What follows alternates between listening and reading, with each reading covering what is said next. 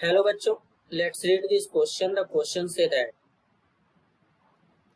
naphthalene ball when left in open disappear with time without leaving behind any residue. This is due to the following reason. इसके regarding यहाँ पर 4 statement given है। इन चारों में से correct को identify करना है बच्चों। तो सबसे पहले समझेंगे की कॉन्सेप्ट। की कॉन्सेप्ट होगा सब्लिमेशन। सब्लिमेशन, अब सब्लिमेशन होता क्या है बच्चों, सबसे पहले इसी को समझेंगे। बेसिकली सब्लिमेशन एक प्रोसेस होता है जिसमें हमारा सॉलिड जो होता है वो डायरेक्ट गैस में कन्वर्ट हो जाता है बिना लिक्विड में चेंज हुए। Means conversion of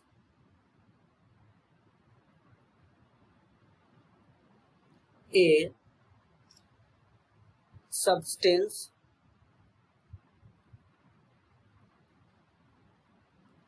from solid to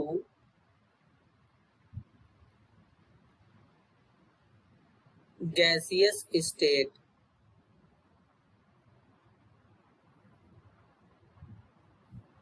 directly without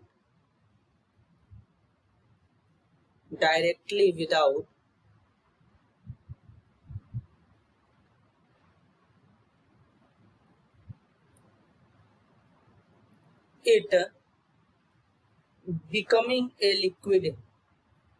It becoming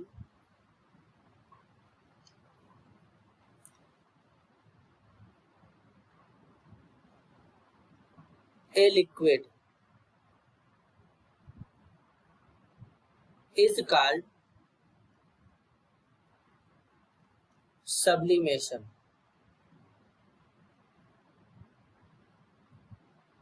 कहने का मतलब है बच्चों बेसिकली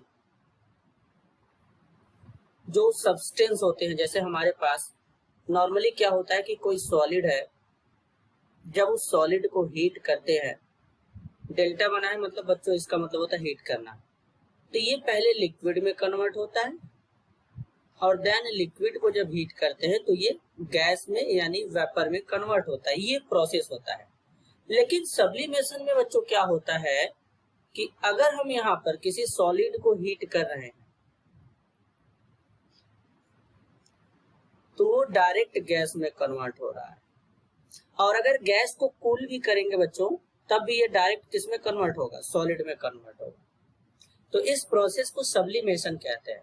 एग्जाम्पल में जैसे कि नैप्थलीन बाल हो जाएगा। नैप्थलीन, तो नैप्थलीन जो होता है बेसिकली बाल, इसका फॉर्मूला होता है C10H8। तो नैप्थलीन बाल जो होता है ये वोलाटाइल नेचर का होता है और ये बच्चों सब्लिमेबल होता है।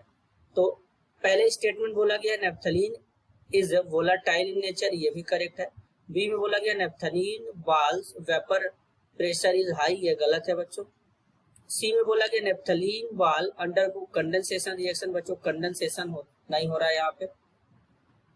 कंडेंसेशन होता है गैस का सॉलिड में, सॉरी बच्चों, गैस का लिक्विड में जब कन्वर्जन होता है तो उसे कंडेंसेशन कहते हैं। तो बेसिकली ये गलत है। तो डी में बोला गया नैप्थलीन इज सब्लिमेबल, तो ये डी भी करेक्ट है। जो सॉलिड सब्सटेंस बच्चों गैस में कन्वर्ट हो रहा है तो इसे बोलते हैं सब्लिमेबल और इस प्रोसेस को सब्लिमेशन कहते हैं। तो ए और डी यहाँ पर दोनों स्टेटमेंट करेक्ट है। This is your answer. I hope you understood it well. All the best.